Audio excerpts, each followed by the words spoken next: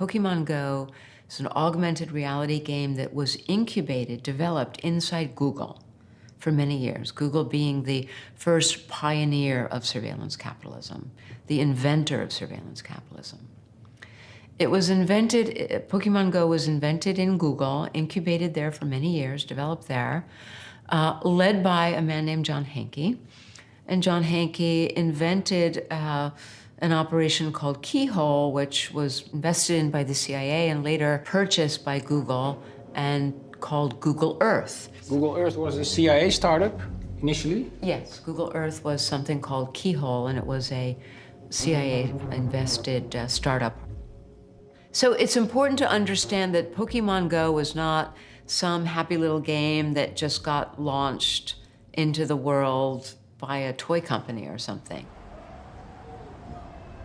When they decided to bring PokemonGO to the public, they didn't want to bring it as a Google game. They brought it to market as Niantic Labs, which no one had ever heard of. Just a cool startup with this cool game.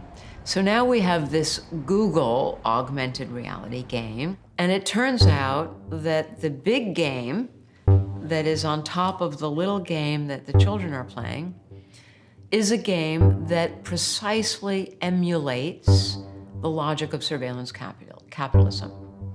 So in surveillance capitalism, in the original version online, we predict the click-through rate, and we sell the click-through rate to the advertiser, who pays to get clicks on their website, clicking through ultimately to the buy button. That's what they're hoping for.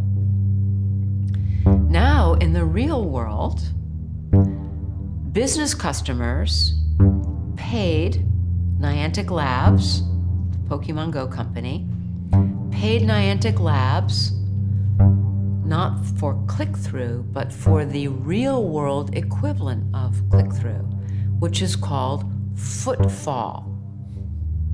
To actually get real bodies with their real feet into real business establishments so that their feet would go fall, fall, fall, fall, tap, tap, tap across the store or across the restaurant or across the bar in order to buy something. All of these establishments, they're buying what are called, here's the term, lure modules. Modules like a gym that lure people to you. Not so that they will come and be happy, but so they will come and spend money in your shop or your restaurant. Starbucks, McDonald's, everybody was making money. Everybody was making money.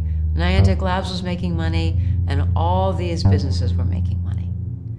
And the people playing the game had no idea.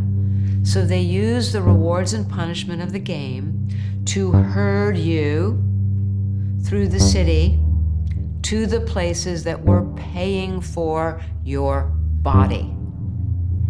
This was the game of PokemonGO. This was the real game, the shadow game, getting you into a place where we have predicted that you will be, so that our predictions are worth more. If I can guarantee you're actually going to be there, my prediction that you're going to be there is worth a lot more. Economies of action are how I guarantee that. And PokemonGO was a large-scale experiment, a global-scale experiment in economies of action, using remote control means to automate behavior, to engineer behavior, to fulfill others' commercial ends, while you are having a great time.